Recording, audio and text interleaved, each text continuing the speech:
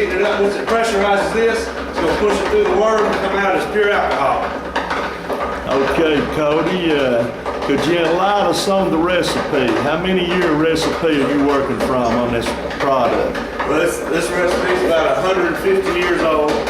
It's corn mash and corn whiskey, and I don't know. Well, what could you say really, you know, got you guys into this business? So what? Is it just family tradition or what that made you decide to open a distillery? All right. Well, yeah, it's family tradition. It's been passed down. My dad did it, and uncle, and my great uncle and grandfather, and great great grandfather.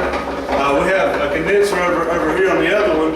It's actually about 150-year-old. It was my great great grandfather's condenser. It's been passed down. It come off of steel. Actually, it had a wooden top and bottom, and it's very old style.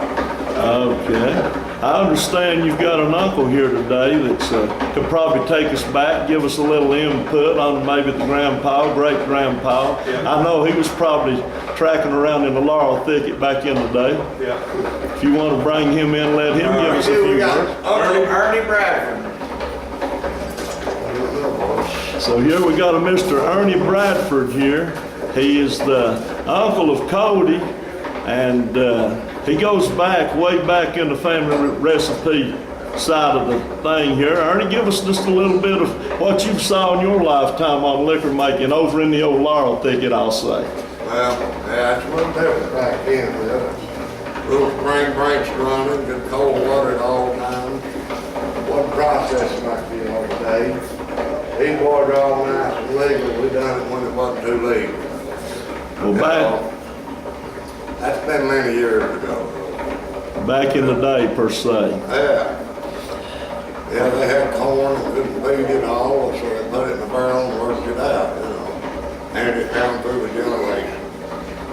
Uncle come from over in Tennessee. He made many gallons. His wife used to wash every day so he could run his moonshine still. He'd do it underneath the house while she was washing and smoking.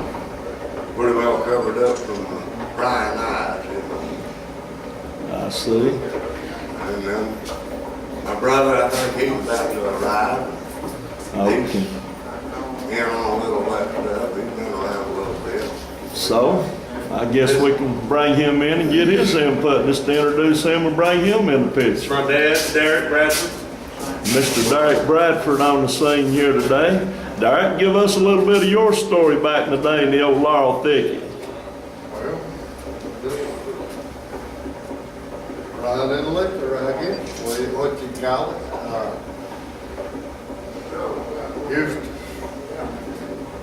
Old man used to go from French Bradford's every Saturday night, just there to figure out what he's done down there. We'd hear a shot from a 22 every once in a while going off. That meant that to come on the mountain where he's running. If you didn't hear the shot, just hang around.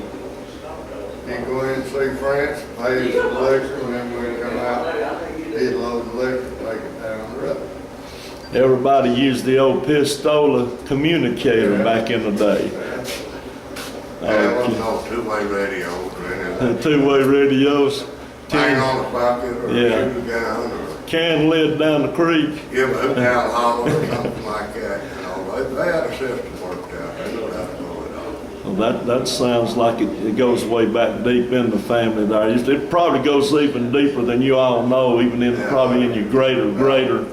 It's just been handed down from daddy to uncles and grandpas. I mean, back in the family for... Well, Cody, give us just a little insight on licensing, you know, legalizing. I understand that you're the second legal licensed moonshine distributor here now in North Carolina. Yeah, well, we decided to go legal. It had been illegal forever. It was a criminal activity. So it was about, I think, 2005, somewhere in there. They legalized it. And so we decided to try it legally. And it was a process. It took about 1.5 years to get permits and get everything set up. But